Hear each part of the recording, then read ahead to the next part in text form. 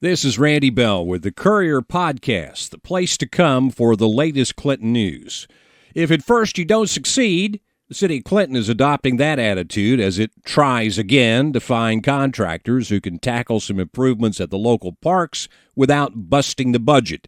Some of Clinton's 2% restaurant tax revenue has been earmarked for new restrooms and concession stands at Kidstown and Traceway parks, along with an upgraded pickleball facility adjacent to Kidstown. But Mayor Phil Fisher was stunned by the preliminary cost estimates the city received in May. $900,000 for the concession stand. The total estimate of $5.8 million was double what the city had expected.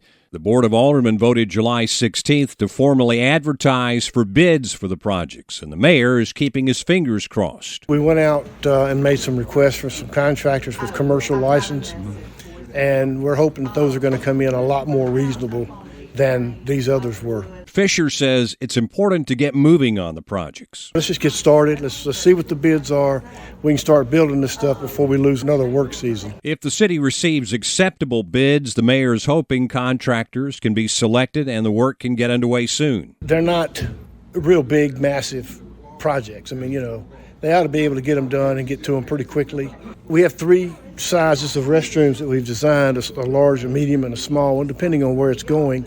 On the inside of the concession stand, it's going to be roughed out. It's not going to be, sheetrock and fancy and all of that.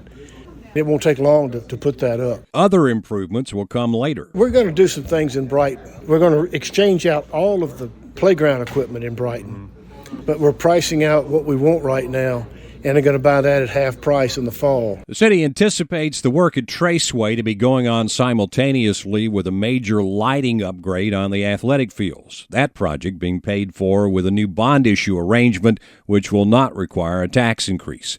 The new lights are to be in place by next July.